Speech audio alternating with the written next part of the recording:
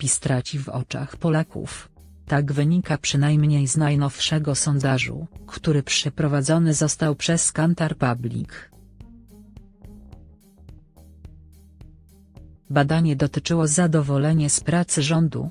Partia rządząca, ku swojemu nieszczęściu, znajduje się na równi pochyłej poparcia wśród wyborców. Przypominamy jednak, że to sondaż, a do tych należy podchodzić z rezerwą. PiS ma problem, z którym musi szybko się uporać, jeśli chce z przytupem wejść w sezon wyborczy. Partia Jarosława Kaczyńskiego musi bowiem się mierzyć z rosnącym niezadowoleniem Polaków, jeśli chodzi o działania rządu Mateusza Morawieckiego. Opinie mówią same za siebie, zadowolenie spada, co już przekłada się na topniejące poparcie. Nie pomaga afera taśm Jarosława Kaczyńskiego, wpadki rządu, ani konsolidująca się opozycja, która razem chce iść do wyborów europejskich. PiS w dół, niezadowolenie w górę. Z najnowszego sondażu Kantar Public wynika, że PiS może liczyć na poparcie w działaniach swojego rządu jedynie wśród 37% Polaków. Oznacza to, że grupa ta zmniejszyła się. Co gorsza dla PiS, zwiększył się odsetek w grupie osób niezadowolonych z praktyk rządu. Obecnie już niemal co drugi Polak ma złe zdanie o działaniach ekipy Mateusza Morawieckiego, 49% nie popiera praktyk jego gabinetu.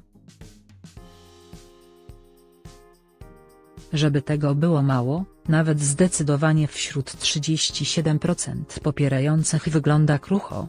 Tylko 5% jest przekonana, że rząd PiS działa w prawidłowy sposób.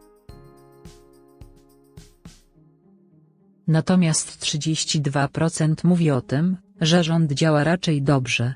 Z kolei w grupie 49% przeciwników działań rządu 15% jest całkowicie przekonanych o złych praktykach rządu Mateusza Morawieckiego, a 34% mówi o tym, że jego rząd działa raczej źle. 14% ankietowanych Polaków natomiast nie ma zdania w sprawie oceny działań rządu Mateusza Morawieckiego. Oberwał także premię. Również Mateusz Morawiecki został zdecydowanie bardziej negatywnie niż pozytywnie oceniony w sondażu. 39% Polaków dobrze ocenia jego pracę, przy 46% oceniających ją źle. Zdecydowani wśród optymistów stanowią 8%, a umiarkowani 31%. Natomiast w grupie krytyków 16% zdecydowanie negatywnie ocenia jego pracę, przy 30% oceniających ją raczej źle. Sondaż przeprowadzono w dniach 8 do 13 lutego 2019 roku na grupie 1015 Polaków powyżej 15 roku życia.